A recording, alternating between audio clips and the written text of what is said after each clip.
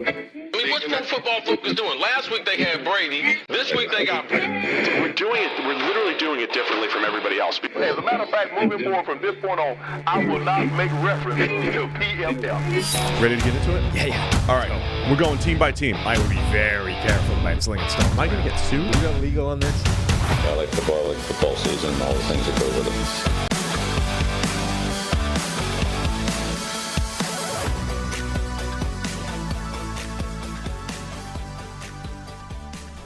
Sure, the Jags drop a game last night to fall to 8-4, losing ground in the race for the number one overall seed. Trevor Lawrence gets hurt. Plenty of losers from last night, but of course, the biggest losers of all are anybody that tweeted anything negative about Jake Browning in the last month or so, because that's what social media lives for. How's it going, Trev? We've got to talk about the game last night, and then we'll get into your mock draft later on. Yeah, NFL Next Gen Stats, I think it's Next Gen Stats, does like the completion chart thing that everybody likes to tweet out. Mm-hmm. I randomly took Jake Browning's from last night and then Brock Purdy's from the day before, and I won't tweet this because I don't have the guts to do it because I don't want my mentions to be in absolute shambles. But it's kind of one of those things where it's like, this person just became the favorite to win MVP. This person is Jake Browning, and it's like the same thing, except Browning's is actually a little bit better. So, yeah, what I'm saying is Jake Browning for MVP. Those are the tweets where you tweet it and then immediately mute the conversation. Like delete the Twitter app from your phone even. No, go the extra step. But this is the beauty of Twitter now, is that you can remove yourself from the fallout. You just drop it and then hit the mute conversation button and leave. And it's like it never existed, right? I've returned to tweets. Like on my, you could go to the profile and look at your timeline. I've returned to tweets days later that I did that on, and it went nuts, and I saw none of it because I just killed the conversation immediately. It's a miracle at work. It is. It's better for the mental health. Yes, for sure. But poor old, one of my immediate thoughts coming out of that game was, poor old Mina Kimes, friend of the show, is going to be taking all kinds of crap because, this time a week ago, she got into an argument with Ryan Leaf where she basically said, look, sorry, but Jake Browning is not an NFL quarterback, and there's nothing wrong with saying that. And then Jake Browning goes out, has the game of his life, and you're like, people aren't going to have let that lie.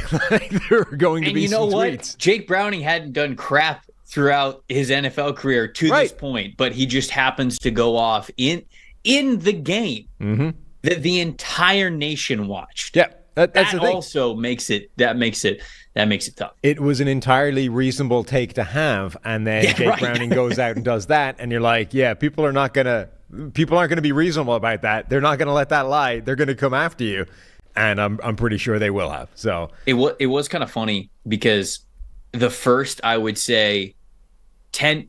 Well, actually, even in the broadcast that was leading up to the game, and then probably the first 5 to 10 minutes of the game, the broadcast was trying really hard to make you believe that Jake Browning was good. You could tell they weren't even doing it from a, hey, this guy, watch out for this guy kind of a thing. You could tell they were just like, please don't turn off this game. Right. He actually could be good, and then he ended up turning out to be good, and the game was actually a really good game, minus Trevor Lawrence getting hurt, but I'm sure that we'll get into that. Yeah, I will say it was one of those games where, sort of your mind goes into autopilot mode, and it wasn't until 6 p.m. last night I was like, crap, this is Jake Browning, not Joe Burrow. Not Joe Burrow, yeah. Right. If only there was a way, though, for poor old Mina to, insure your tweets like you can insure your life with Fabric by Gerber Life. Folks. It makes it quick, easy, and affordable to protect your family like you would like to protect your tweets, so you can get back to enjoying life. Fabric was designed by parents for parents to help you get a high-quality, surprisingly affordable term life insurance policy in less than 10 minutes. Fabric has flexible policies that fit your family and your budget, with quality policies like $1 million in coverage for less than $1 a day. Get your personalized quote in just minutes and then apply when it's convenient for you. It's all online and on your schedule. You can go from start to covered in less than 10 minutes with no health exam required. Join the thousands of parents who trust Fabric to protect their family. Apply today in minutes at meetfabric.com/PFFNFL. That's meetfabric.com/PFFNFL. MEET fabric.com/PFFNFL. Policies issued by Western Southern Life Insurance Company, not available in certain states. Prices subject to underwriting and health questions. Now, hopefully that will be the most tortured transition of this show, and we will be in good fortune going forward. So let's start with Jake Browning, I guess. I tweeted something after the game. I think Mina tweeted something similar at various points. That was a game I didn't think Jake Browning was capable of.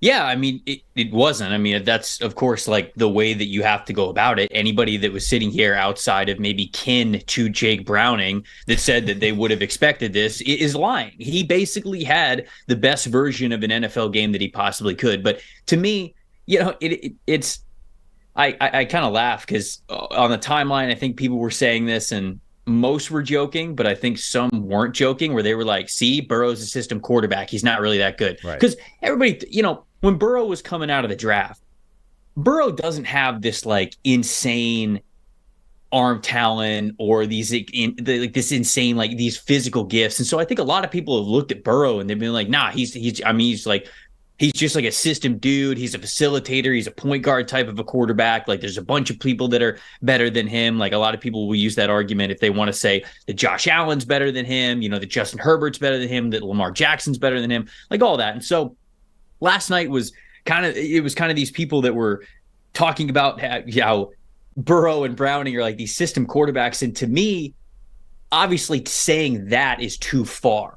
But I do think that last night was a great reminder of just because the quarterback is the most important piece to the puzzle, that doesn't mean the other pieces that you acquire aren't good. Like we watched Jamar Chase go off last night. I mean, like he had a takeover type of performance. We saw some huge catches from T. Higgins.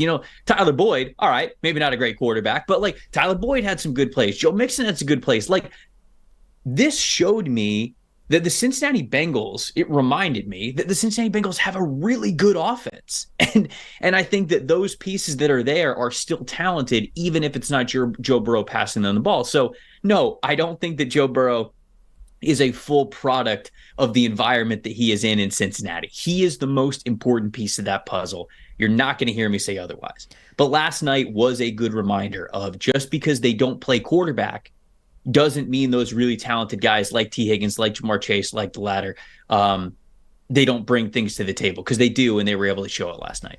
I thought last night was a really interesting example of, a lot of times you get to a backup quarterback or a young quarterback or, not the starter, not the star that you're confident in, and you have to change the offense and you have to figure out, okay, how do we get this guy going? How do we put him in the best position to succeed? And I think there's a lot of debate about how you're supposed to do that, right? And the instinctive default approach for a lot of coaches tends to be, let's run the ball on first and second down. Let's try and, take the workload off them. And oftentimes that can be actually work against what you're trying to do, right? All you do by running on first and second down is put yourself in third and long.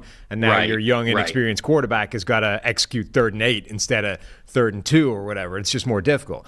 This felt like the game that all those coaches try and manufacture, where they try and get him a bunch of easy throws early. They try and get him into a rhythm, and he gets there. Like, he actually gets into the groove. And, like, this was the thing about this game.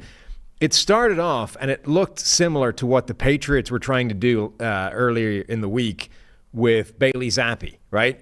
Like, let's get him a bunch of easy stuff. Let's not ask him to do anything difficult. And his first quarter grade is, like, middling. It's 60-something. He was 8 for 8. But they were for 40-something yards. It was all underneath bubble screens, actual screens, insta-read things. It was like one play where he had to go from one side to the next, and even that was a short pass. It was all kind of quick stuff. Let's just get him happy. Let's get him in sync.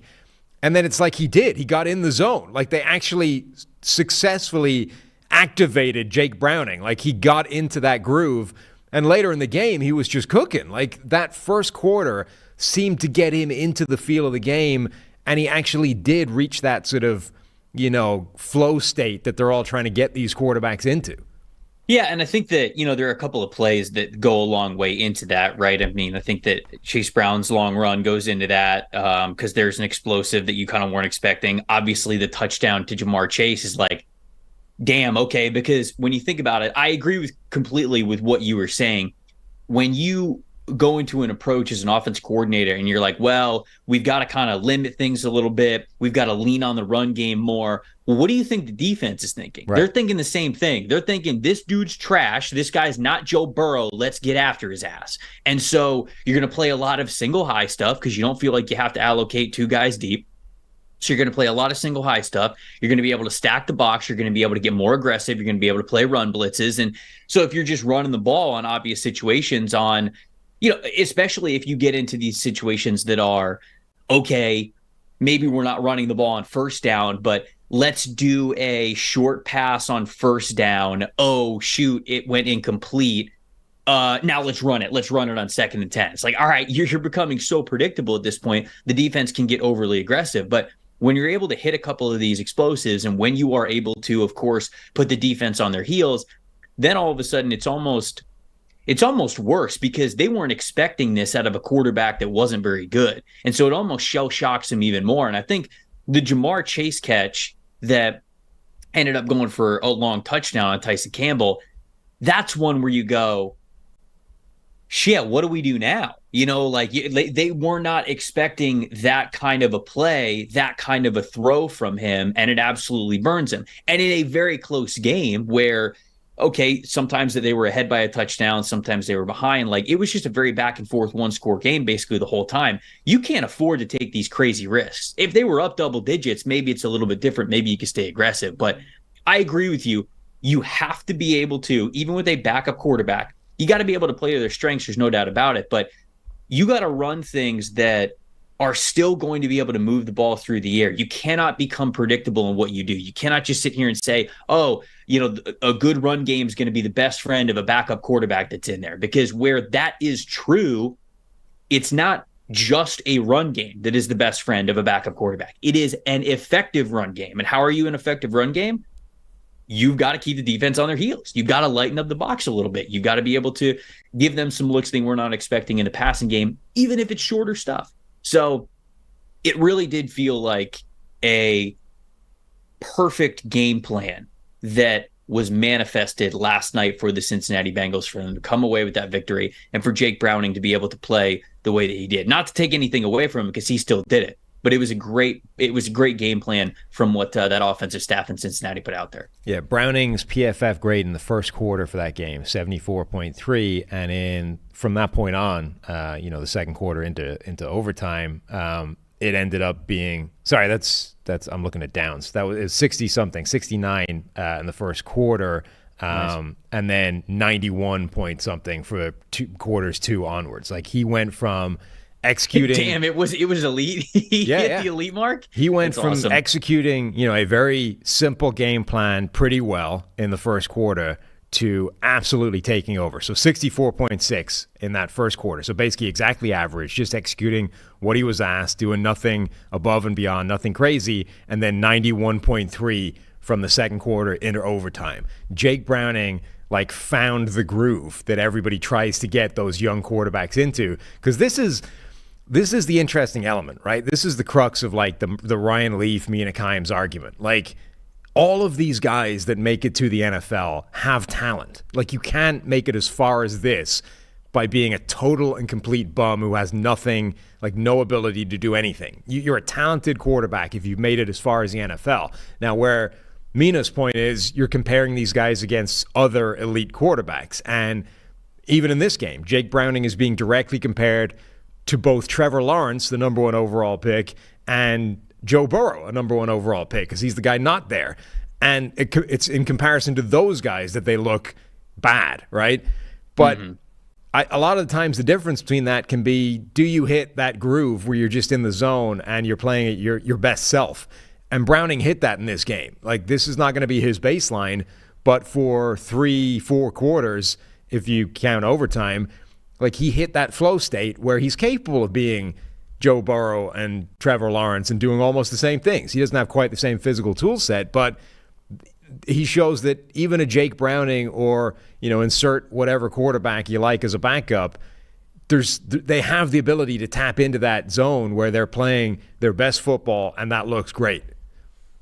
Well, look, all kind of jokes aside that I said at the beginning of the podcast, this is sort of a similar story to that of Brock Purdy, where Purdy's best attribute as a quarterback is how confidently he plays. He doesn't have the best arm talent in the NFL. He's not the most mobile dude in the NFL. He can't throw it from all sorts of different arm angles and flick it 60 yards down the field and all that kinds of stuff. He's not going to throw it on a frozen rope like you'll see a lot of other quarterbacks do in the NFL. What makes Purdy so valuable, what makes him so effective, is how confidently he plays the game. Playing with confidence is the key to unlocking whatever talent that you have. And last night, you're right. Maybe it was a little bit of a slow burn for Jake Browning, but once he got into a rhythm, he felt like he was Tom Brady out there, right? He felt like, oh, I can make every throw. Of course I can. Look at us. We're not out of this game. The Jags were one win last night away from being the number one seed in the AFC. And by the time we got to that second quarter, like you mentioned, Jake Browning's like, nah, we're better. Doesn't matter. We're better than this team. And he believed it. And I think that's the performance that you saw last night. What confidence can do for a player is take what is a true statement that Mina Kimes probably said last week, which she was like, hey, when you look at his track record of who he has been in the NFL, he is just not a serviceable starting QB. Because up to that point, before last night, that was a true statement.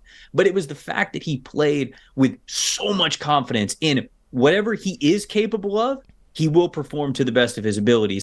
And we have seen, to your very point, when you get to the NFL, if you play with as much confidence to unlock your talent, whatever level that is, you can sling the pill. You can play pretty good ball. You can go out and win an NFL game, even on the road, even in Monday Night Football, even in those situations. And so hat off to Jake Browning and what he was able to do to just believe in himself. Because a lot of guys say that, right? A lot of guys say, oh yeah, like I've got all the confidence in the world in my guys, I believe I can go out there and do this and that. But sometimes the tape tells a different story. The tape told that exact story for Jake Browning last night. The other element, of course, we touched on it already, the game plan, 29 dropbacks, average 2.1 seconds, just instant passing when he was kept clean. But that's smart. That's what you of course. want. And his average depth of target was under 5 yards. Like, this was almost the Joe Burrow game plan when Joe Burrow couldn't move, when he had a damaged calf and they were just trying to get the ball out of his hands instantly. So they already had it. So they already had it in the tank. They were ready for it. And one of the big differences between that and the Joe Burrow games is his wide receivers and his receivers generally did a lot of heavy lifting in this game. Like, yards after the catch was 229 overall from the Bengals receivers. They averaged basically 7 yards per reception after the catch.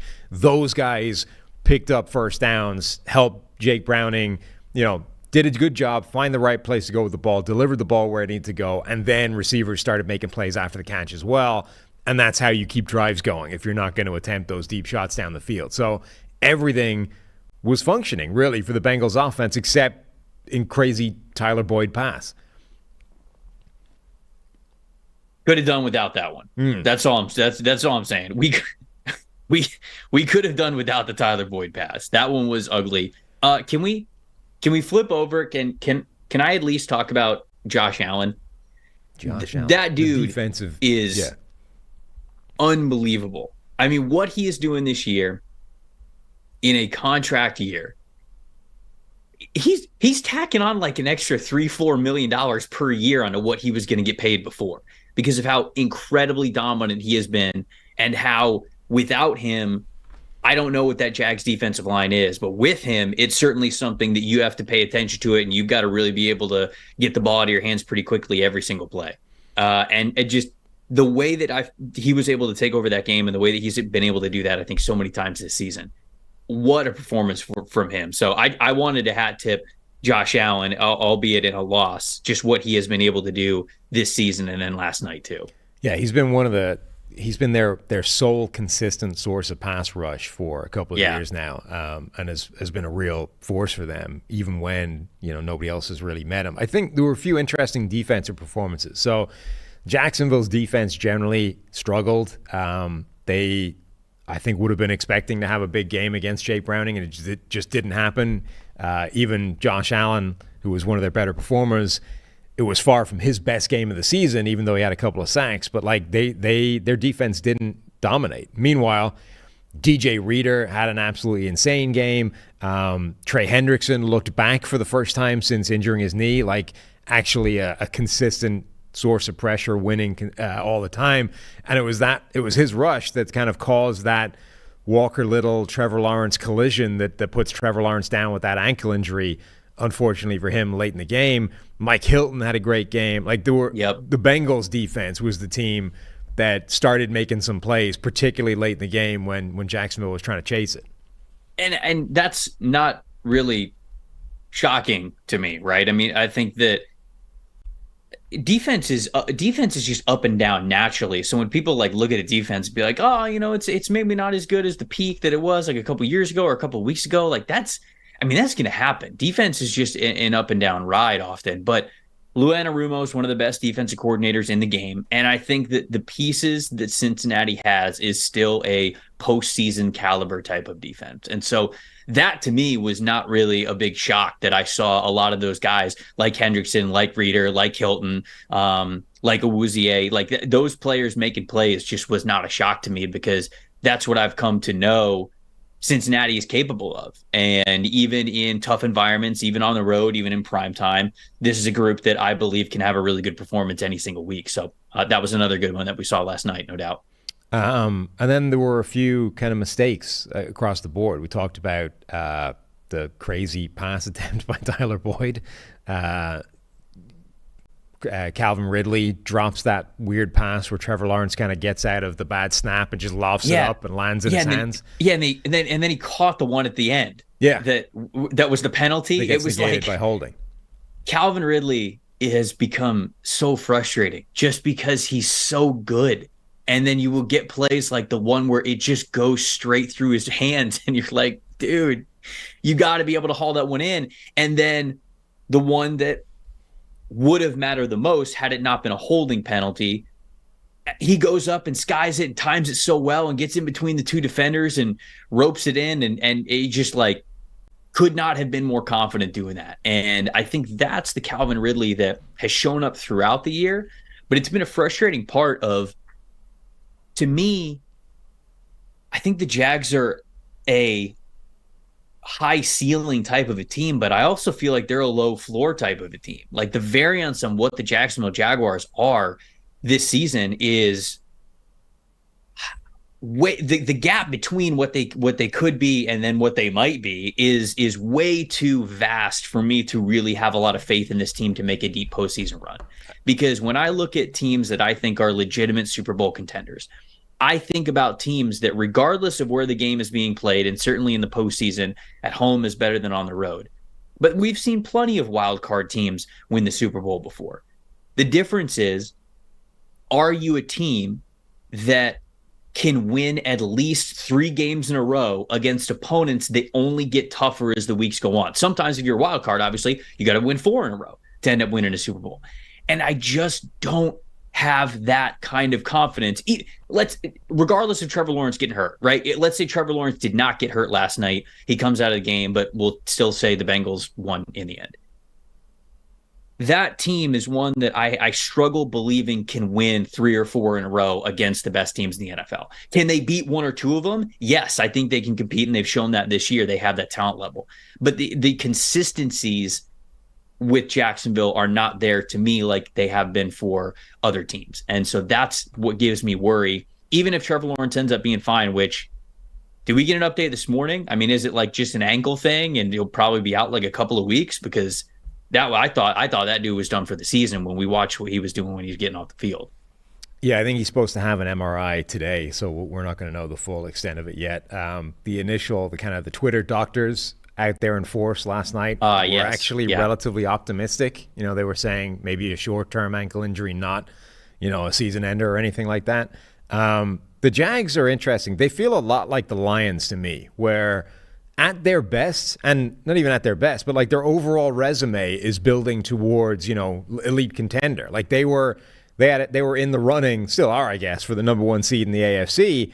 But they keep having these games, like just as you're ready to buy in, they have a game where you're like, not a chance. They get stomped by the 49ers. They lose a game like this on Monday Night Football against Jake Browning. You're like, and this is the same with Detroit. Just as you're ready to buy in, the Lions drop a random game or get annihilated by the Ravens or something like that, right? And it's like they're sort of overall in the general ballpark, but I agree with you.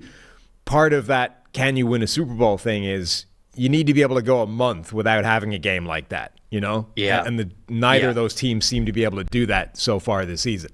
Yeah, right. Or if you have a game that is your worst game, it can't be that bad. You know, like it can't be, you've got to be able to, okay, when we have an off game, we've got a couple of bad quarters and we can turn it around. We can adjust. Because that's the thing with the Jags is it almost feels like if they're having a bad day, it's like a runaway train sometimes. Like it's like they cannot get anything right. And it's really tough to win a Super Bowl when that's the case. You got to have a roster that's good enough to be able to pick the other areas of the roster up if some of them are having a down day so that they can get to where they need to be by the time the game is over. And I don't know if Jacksonville's there yet. The only other player that I wanted to mention before we move on is I thought Joe Mixon ran the ball really hard, really well. Like he maximized what was there, and his numbers aren't great. You know, he ended up with 3.6 yards per carry, only 2.2 yards after contact. He only broke a couple of tackles, but you know, in a game, and Chase Brown sort of, I guess, outperformed him if you look in terms of, you know, overall number of carries and bigger plays and all those kinds of things. But like Mixon did some really hard running in that game and got some tough yards and kind of maximized what was there and in some pretty critical situations as well. And on a couple of plays, you know, was really close to breaking something much bigger, had another 50 yards basically as a receiver. There was a screen they had against a blitz where Devin Lloyd does an amazing job to stop that becoming a huge play. Like he beats an offensive lineman and gets just enough of Joe Mixon to slow him up long enough for somebody else to get there. I thought Mixon was a big part of that game, especially when you consider, you know, how much they were trying to protect Jake Browning with the game plan. I agree completely. I felt like he was, I think running hard is probably the best way to say it. It felt like he was healthy, he was focused, and he was playing really well. And yeah, if you're looking at the box score, it's not really going to jump out at you. But I agree, there were a lot of key moments, and that's what the running back position kind of is for a lot of teams now, right? They're just really good complement pieces where, sure, you can have the explosives that end up going for a touchdown or going for the big play on the highlight reel that everybody remembers. But a lot of times, like, think of what Isaiah Pacheco is for the Kansas City Chiefs, right? Pacheco doesn't have a lot of, you know, these 30, 40-yard touchdown runs that are incredibly explosive and that, you know, win you your fantasy leagues or whatever. But Pacheco is basically going to take every carry like it's his last that he's ever going to have, and he's going to run really hard for you, and he's going to have a healthy yards per carry average, and he's going to give you everything that he possibly can. That is such a great compliment to what the Chiefs do in all the other facets of offense. And what we saw from Joe Mixon last night, to me, I agree with you, was that not only as a rusher, but also in the passing game as well. So he was a great compliment too. He was a good piece. And like I said at the top of the show, it was another reminder of the Bengals have a lot of pieces. Like, it's not just Joe Burrow and no one else. Jake Browning was able to go in there and play confidently. And I think a reason why he was able to play so confidently is because Jamar Chase, T. Higgins, Joe Mixon, those dudes were all playing well, what they were brought in there to do. And so they were able to shine last night, and because of it, Browning was too. Of course, the other big loser last night was our guy Eli's Prize Picks entry, because Travis Etienne came up 7 yards short of hitting. So, you know, Eli is pointing out that his logic was correct, and obviously the players are the ones that are wrong at this point.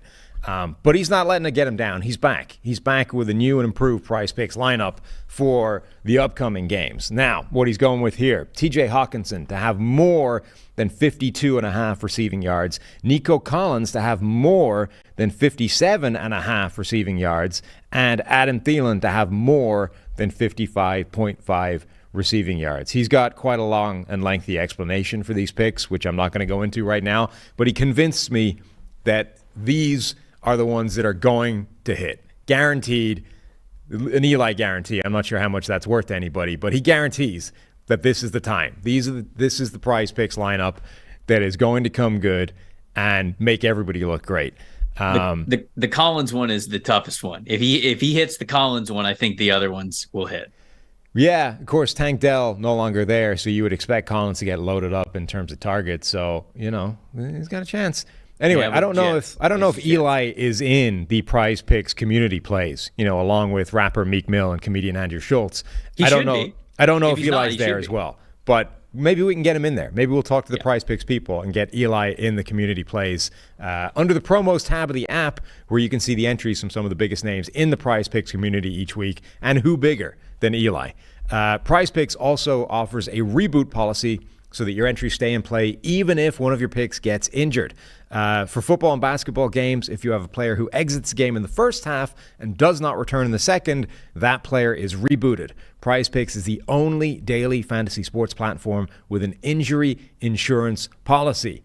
Go to prizepicks.com/PFFNFL and use the code PFFNFL for a first deposit match up to $100. Again, that's prizepicks.com/PFFNFL and use the code PFFNFL for a first deposit match up to $100. You would think at this point that I would simply delete the words in the read that say call to action must be read verbatim, rather than having to cover my brain reading that and not reading it with an during the course of the read. It feels like a false economy there, like a smart person would just remove those words from the thing in front of you. And yet here I am, executing the ad read like a moron. Anyway. You said it, I didn't. You've written a mock draft, Trev. What'd you say? You've written a mock draft on PFF.com, which we're going to talk about right now. So I think the way of doing this, we were talking about this yesterday, how are we going to talk about this mock draft? Because you go 32 picks, we'll be here all day, right? And this show's already been here all day yesterday, and it'll be here all day on Thursday. We can't have too many 2.5-hour shows. So we got to come up with a way of shortening it. And we're going to have essentially hit your mock draft with a few little categories. So let's start with the quarterbacks. Favorite quarterback landing spot in your mock draft? So in this mock draft, the quarterback landing spots that I had, there were 4 of them. Caleb Williams went to the Chicago Bears at 1. Drake May went to the New England Patriots at number 2. Jaden Daniels went to the New Orleans Saints at number 9. But my favorite landing spot is Bo Nix going to the Minnesota Vikings. I believe it picked number 21. They picked 21, something like that, early 20s, whatever it is. 21. And I love this spot because Bo Nix gets to work with Kevin O'Connell. And we have seen Kevin O'Connell work magic with plenty of different quarterbacks throughout the season. Obviously, what he has done with Kirk Cousins when Kirk Cousins was healthy, what he was able to do with Josh Dobbs for a little bit. It's like, all right, okay, that was short-lived, but it's Josh Dobbs. Josh Dobbs probably wasn't going to be a long-term starter in the NFL. So what he was able to do with Dobbs, especially when Dobbs came in, brand new, didn't even know the playbook, didn't even know the players' names, and he was able to orchestrate that offense so well, gives me so much hope for basically any young quarterback that Kevin O'Connell can work with moving forward. And if they're going to be picking in the 20s, somewhere around this range, I think the guys that you would probably think about are Bo Nix. We've heard the NFL is pretty high on J.J. McCarthy, depending if Quinn Ewers comes into this draft. But I still like Nix a lot. And I understand some criticism of Nix, okay? He has less than 40% of his total passing yards have come from air yards. A lot of them are yards after the catch. That's a lot of schemed up stuff. But I also think that the reason why he has so much success and his receivers have so much success with yards after the catch is because how accurate he is and how on time he is and where he's able to go with the ball with ball placement. So I think that goes into it as well. The average depth to target for Nix, lower. Okay. It's less than 7 yards per carry, which is low for college football. Totally understand that. But there are still those moments where he is asked to open it up, throw it downfield. I mean, we saw in that Washington game, even just last week, the whole shot he hit in between cover 2. I mean, that's beautiful. It's brilliant. It's everything that you'd want from an NFL quarterback. He's played really, really well under pressure over the last 2 years. And I feel as though what he can be as both a rusher and a passer, he brings so much to the table from a physical ability standpoint. I think he's got a really nice NFL arm. Not the greatest NFL arm, but I think it's really nice. I think he's got great ball placement when he is confidently throwing, which he has done more of over the last couple of years. I mentioned how much better he has been under pressure. He has not turn the ball over at all this year, which is great. That's what you want. And I feel like if that's the baseline we're getting for a guy like Kevin O'Connell to work with, I think we could have something special with Knicks going to Minnesota. So that's my favorite landing spot for quarterbacks. I asked Steve this over the weekend. He had no idea. And I don't know if you're going to have any idea either, but I'm going to give you a shot as well. There was a stat heading into that game, the Washington game, that it was Bo Nix' 60th college start because obviously how long he's been there. What is the record now for like college? Because 40-something used to be like a massive number for college starts, but now we've had this weird world of, COVID and extra years and all this kind of landscape in the last few years. And now you've got a guy like Bo Nix making his 60th start. I'm curious, like, what the maximum number is. And we're now in this interesting world where for a few years, I think the trend was let's grab toolsy guys. They're all working out at the moment. Now I think we're going to start swinging back in the direction of that Bill Parcells thing. People like Brock Purdy, I think, are going to make everybody reevaluate and kind of go, you know what, there's merit to this experience thing again. Bill Parcells famously had like a rule that he didn't want to touch anybody that had fewer than whatever it was, 30-something college starts, just wouldn't draft him, right? I think guys like Brock Purdy and Jake Browning is another one of these, really experienced college quarterbacks. Bo Nix, obviously, with his 60 starts. I wonder if guys like that are going to become more, fashionable or in vogue again, where that's seen as a good thing, not a reason to stay away from them. For quarterbacks specifically, I'm pretty sure Nix has the record. Okay. Now. So like that 60 is I'm pretty sure that it's Bo Nix. It'd be hard to believe that there's somebody who has more than him at this point, given, like you said, the COVID year and the transfers and all that kinds of stuff. So I think Bo Nix does have that record, but I agree with you completely. And I even think, like, when I watch Bo Nix, he doesn't open it up too often, but when he is asked to push the ball deep down the field, I think he's got a pretty good arm. So I don't think that this dude is just this like check down West Coast offense type of a quarterback. Like, I think that Bo Nix can be that efficient, lower average depth to target type of a player. But then when you need to open it up, even though it's less per game, I think he has the ability to do that. So that's why I like him a lot, because I agree with you completely that experience is going to come around to matter. And we're seeing a lot of these quarterbacks. Brock Purdy is certainly the champion, or he's the guy who we're talking about as of late, who is that type of player. And to give that kind of a guy to Kevin O'Connell, and people might be saying, like, I think people push back a lot on this, but you got to understand, Minnesota's picking at 21. Like, they're not picking Drake May or Caleb Williams. They're not up at 1 or 2. I even have Jaden Daniels off the board at this point. So if you want to sit here and say, oh, I'd rather take the high athletic tools of Jaden Daniels, I go, okay, fine. But he's long off the board at this point. I like Nix more than I like McCarthy, more than I like Penix, more than I like Ewers. And because of that, that's the guy I would want to see get to work with Kevin O'Connell. All right, favorite wide receiver landing spot? So for this one, there's a lot of different ones to choose from. I really like Marvin Harrison Jr.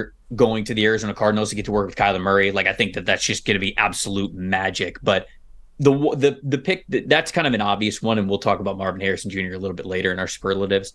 The one that I wanted to highlight is Xavier Legette going to the Kansas City Chiefs. Because when I look at Legette, he was somebody who came into the season as a total afterthought, like maybe a day 3 pick, maybe a special teams player, really hadn't done much at South Carolina.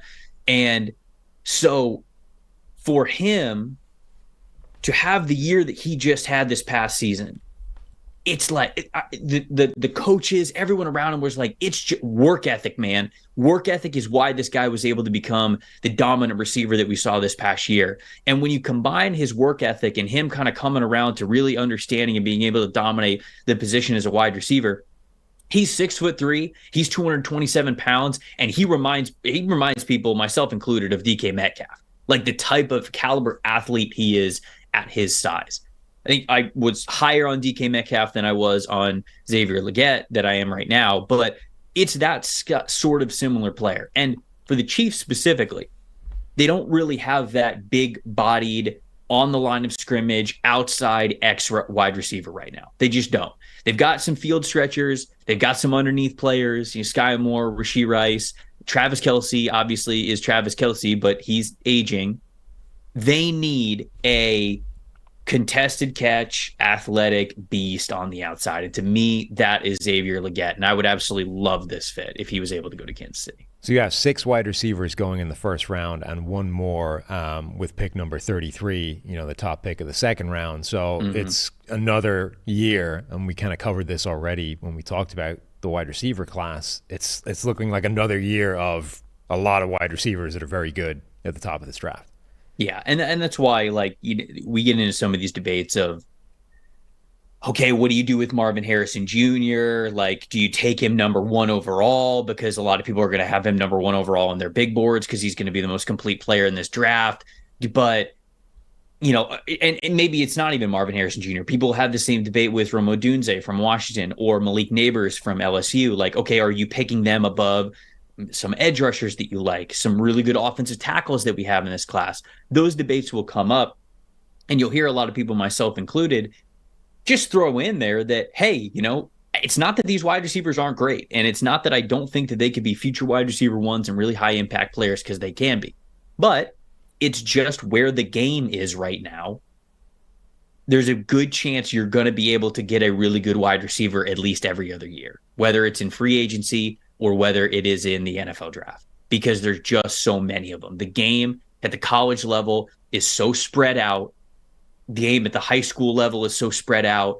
7-on-7 skill position camps are bigger than they've ever been for these kids who are growing up in the game.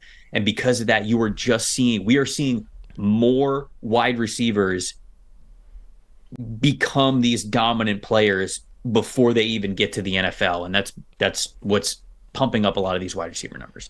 One of the biggest trends of last draft, I thought, was how many, certainly in the first round, just perfect team prospect fits there were. Guys that I didn't necessarily love in isolation went to situations that I thought were absolutely perfect for them to be their best selves in the NFL. So what was your favorite team prospect fit in this first round? This is a little bit of a shout out here because this is the first time that I've put this guy at the back end of the first round, and I'm not sure if he's going to be a first round pick. I'm going through these final, regular season film checks, and I got to watch a lot more of him. But Landon Jackson, the edge rusher from Arkansas, going to the Baltimore Ravens at the back end of the draft. Ravens are getting a lot of production right now out of Jadeveon Clowney and Kyle Van Noy, but those are veterans, and so it's not like you can depend on him forever. I think Clowney's on a 1-year deal. I think Van Noy's got 2 years left, but he's 32, 33 years old. So obviously, they have Ojabo, they have some guys on the roster, but Landon Jackson is 6'7", 280 pounds. And for the Baltimore Ravens multiple front defense, he can play as a 4-eye defensive end.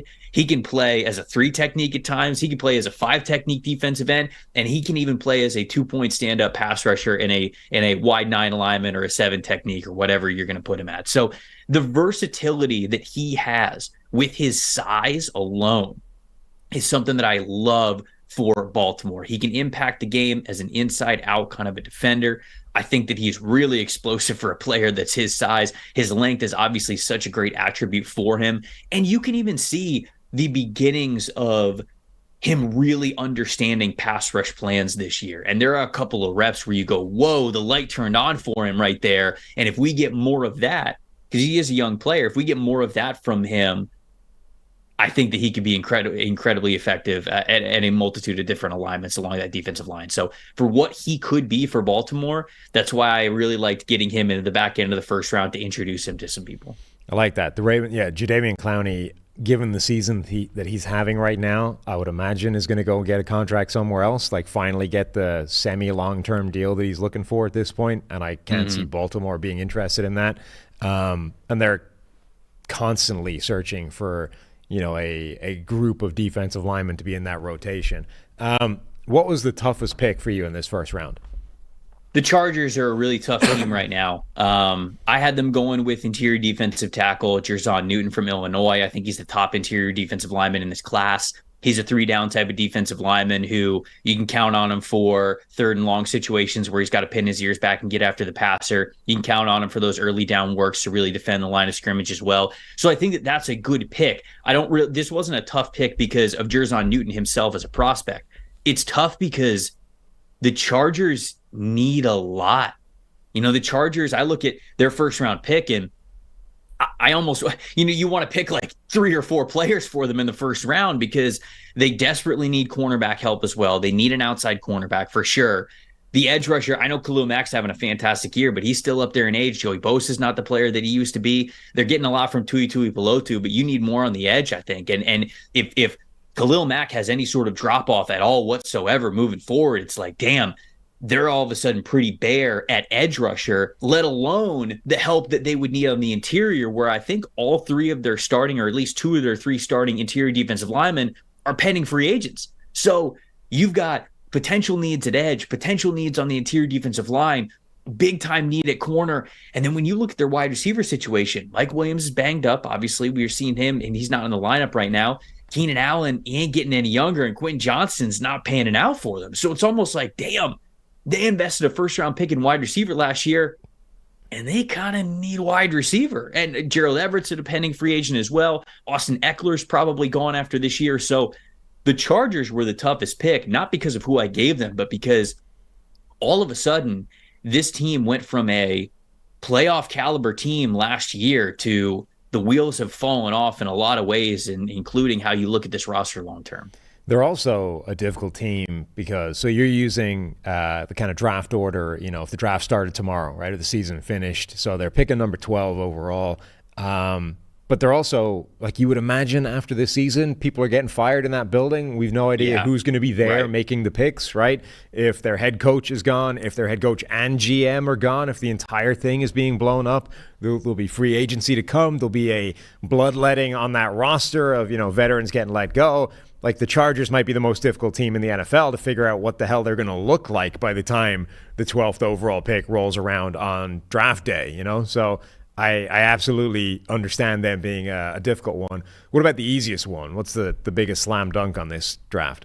The easiest one is basically whoever's picking number 2 overall, because whoever goes number 1 is Caleb Williams or Drake May, and then whoever's picking at number 2 is, the guy who's left. And for this mock draft, it was Drake May going to the New England Patriots. I've had some back and forth with some Patriots fans who are like, man, obviously getting a quarterback is big for them, but Marvin Harrison Jr. is so alluring, right? And he's so talented. Do you pick him at number 2 over one of these quarterbacks? And I still say no, because you look at the game that the Patriots played this past weekend, there's just no offensive identity with that team. They have no offensive identity right now at all whatsoever. And anytime that is the case, sure, you can build a part of your offensive identity around Marvin Harrison Jr. He is that good, but they need a quarterback, man. I think that this team desperately needs a young quarterback to believe in. And so we know that that's not going to be Mac Jones. We know that's not going to be Bailey Zappi. If they go out and they sign a veteran, even if it's Kirk Cousins, I don't think the rest of this Patriots team is where it needs to be, to where you go, oh, okay, Kirk's in this lineup now, we're good to go. I think this team really needs to hit the reset in a lot of different ways, especially on the offensive side of things. And that's why getting Drake May at number 2 with them slotted in that position is the lock for me. Yeah, I think the only question for anybody at number 2 is, are we taking the quarterback here, or are we trading down for what you would assume would be a significant draft haul to make that deal, right? Like I don't think anybody is seriously asking the question of, do we take whoever the quarterback is, or Marvin Harrison Jr. or whoever else, one of the star tackles that could be in a different year, the number 1 overall pick, right? Eric Fisher or whatever. I think the only question is, do you take the quarterback, or do you trade down to 8, or do you trade down to, whatever, get an extra first round pick, an extra player, and maybe have, QB 3 or 4 in this draft? I think that's the only remote debate. Otherwise, you're just taking the quarterback. You're not passing on him for a different position. I would agree. Most boom or bust pick in this first round? Chop Robinson, the pass rusher from Penn State, is the most boom or bust guy that I think we have in the first round projections. And I mean, he ended the season with an elite pass rush grade again this season. And I mean, when you talk about athletic gifts, he's probably the most twitched up edge rusher in the draft. And that's why he's going to go first round. I mean, guys who explode off the ball the way that he does, they just have to get picked in the first round. But the danger with him is that his season this year has been very boom or bust. Now, a lot of his struggles kind of came in the beginning of the year, and he really kind of turned it on at the end of the year, which is good to see. But he had 4 games where his pass rush win percentage wasn't even 15%. But then on the flip side, he had 3 games where his pass rush win percentage was above 30%. 2 of them, they were above 40%. So it's like this guy was either a complete takeover monster or he was disappearing too often. And so I have him going to the Falcons in the first round because they really need help at edge. They need athletes at edge. And he's a great fit when you talk about need. So I think that putting him there, there's not going to be too much pushback. But he, to me, is the biggest boomer bust guy because if you're disappearing in college, well, it only gets a lot tougher at the NFL level. So consistency, he needs to win in more ways than being just a better athlete than everybody, because he does it right now at Penn State. But even for him and how gifted he is, the NFL level, you got to be more than that.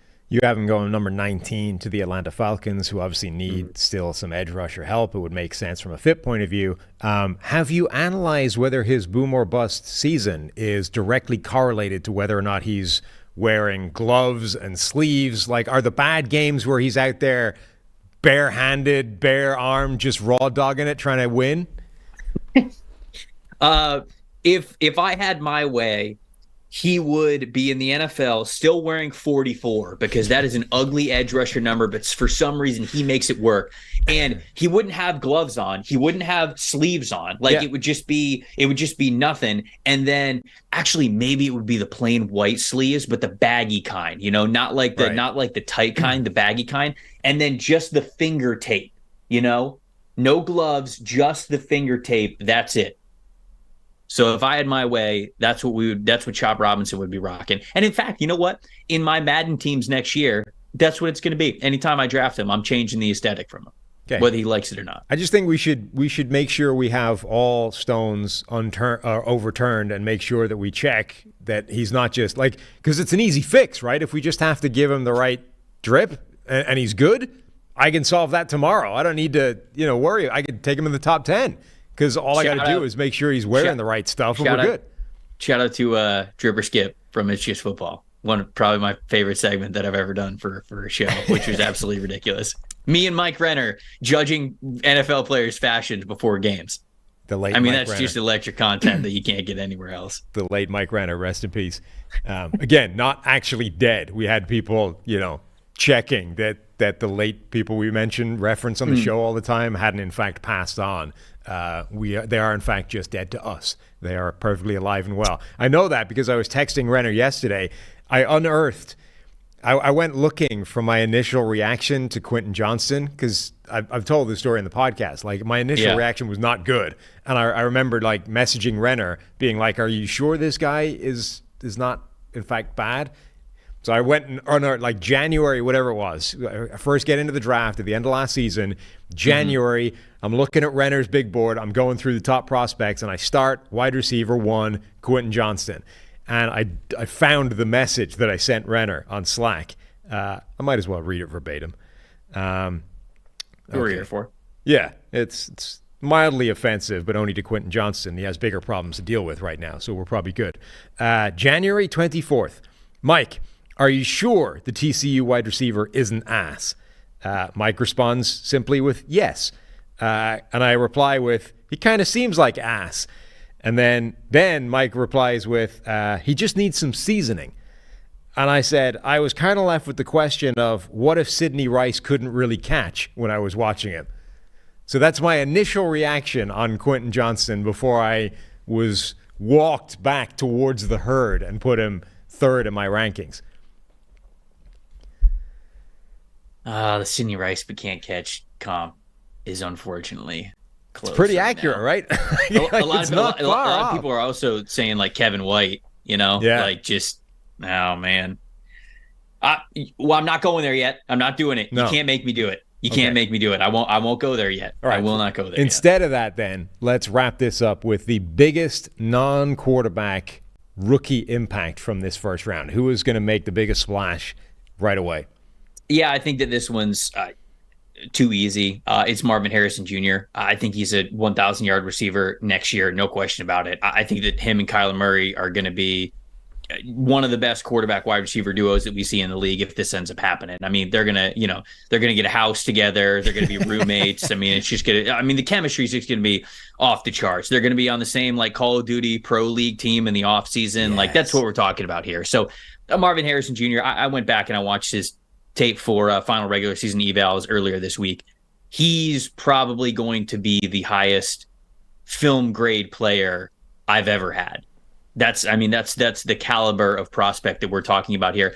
I went back and I watched some games of his last year because I wanted to just see a little bit of like, okay, where has he even gotten better, or have maybe some of my concerns? Because I did have some concerns coming into the season.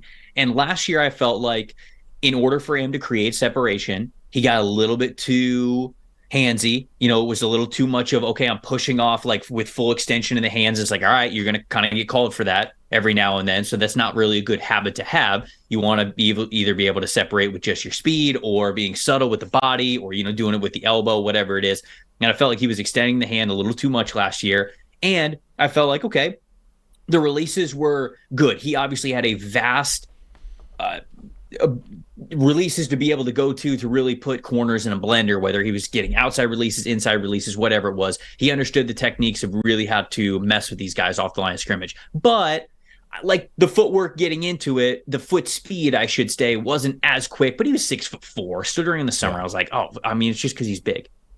This year, he is lightning quick off the line of scrimmage. The footwork is even faster, and I do not see him push off nearly as much when it comes to full extension. So even the small amount of concerns that I had for Marvin Harrison Jr. going into the year, he had improved upon drastically to where it's just like, dude, this guy's insanely talented. So this is the easy answer for biggest non-QB impact player in year one. I can't wait to get back to his tape when we start doing like for real draft study again, because like I had a concern with his game, not like a glaring one, but just like, you hear all this, he has no weaknesses. And I'm like, well, I see some stuff that I don't love, but what's interesting to me is that multiple draft people that I respect, whose opinions I respect, which is not everybody, right? Like there are some people out there who you're like, I don't know that you know what you're looking at. And, what you say about the draft, it's not going to change my opinions whatsoever. But there are multiple people who highlighted as a strength the exact thing that I was concerned about as a potential weakness in Marvin Harrison's game. So if I just saw some misleading tape, or if I just missed it, like we talked before about Puka Nacua, how his tape doesn't always show the speed and athleticism that he clearly has. And last week we saw that on display, and tracking data shows you that, but the tape doesn't always. Like sometimes it just for some reason leads you down a wrong pathway. Like if I just saw some bad tape or was misled by Harrison's tape that I saw, and actually the only concern I had is a strength of his, well, then we are talking about a truly generational wide receiver, a guy that doesn't have weaknesses and may be the best wide receiver to come into the league in years, in a golden era for wide receivers coming into the NFL. Like we are talking about this prospect that the hyperbole would already say is there. So really excited to dive into his tape and see if that isn't there this time. And he has in fact, looked like that. I'm like, I was telling Renner, though, off the back of this Quentin Johnson thing, I'm going to get 15 guys wrong this year because I'm now going to swing the other way and religiously stick to my initial impression on a guy, even when the tape clearly shows me that I'm wrong. I'm like, nope. My first impression was, this is what I'm sticking with. I have learned the lesson. That is that happens. It's all part of the scouting journey. Sometimes you're just like, no, I will never get hurt like that again. And then the player that happens with, you like miss on, and you go like, all right, well, that sucks because I kind of liked him, but I told myself I wasn't allowed to like him. Right. So yeah, I mean that's the draft cycle every single year. Yeah, absolutely. And that's all still to come because we're only in December, early December, in fact. But that'll do it for this show today. Brad tomorrow, not Steve. Brad is showing up tomorrow. So if you have topic suggestions for myself and Bradley, fire them in to nflpodcast@pff.com. We have an entire show to create tomorrow before Steve returns on Thursday. But a big thank you to Trevor, and thank you all for listening. That'll do it for our show today, and we'll talk to you tomorrow.